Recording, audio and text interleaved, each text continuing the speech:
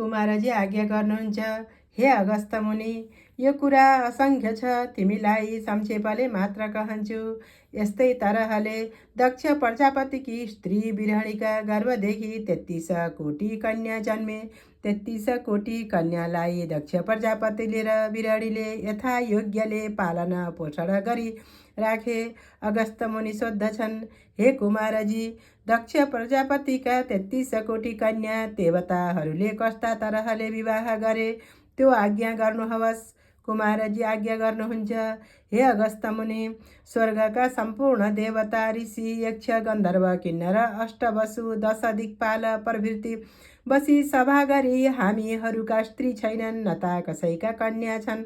दक्ष प्रजापतिका 33 कोटी कन्या माग्न दक्ष प्रजापति कहाँ कसलाई पठाउँ भनी सबले मतो गरेर नारद मुनिलाई तपाईँ प्रजापतिका घरमा गई उनकी कन्याहरू हामीहरूलाई दिन्छन् कि मागी आउनुहोस् भने। देवताहरूको वचन सुनि नारद मुनिले हवस् भने दक्ष प्रजापतिका घर जाँदा भए। दक्ष प्रजापतिले भेटी शिष्टाचार गरी के कामले आउनुभयो भनी सुधाए। नारद मुनिले आफूलाई देवताहरूले भनी पठाएको कुरा वृत्तान्त गरी तिम्रा 33 कोटी कन्याहरू 33 कोटी देवताहरूलाई देऊ भने। नारद मुनिले भनेको सुनि दक्ष प्रजापतिले खुसी भई, हे नारद मुनि, भलो भन्नुभयो, म धन्य रहेछु। मेरा 33 कोटी कन्याहरू देवताहरूलाई तपाईँका यस अमृत रूपी वचनले गरिदिए। एक सतीदेवी मात्र दिने छैन, किनभने मेरा पुत्र छैनन्। सम्पत्तिको कसले रक्षा गरिदेला।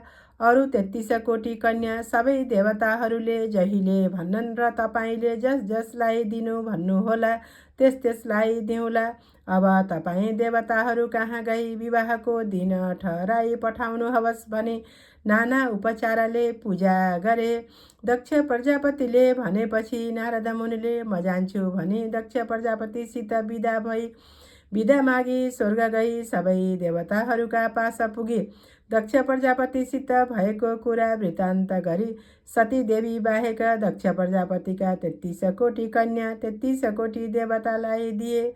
अब विवाहको दिन ठहराई पठाउनुहोस् भने।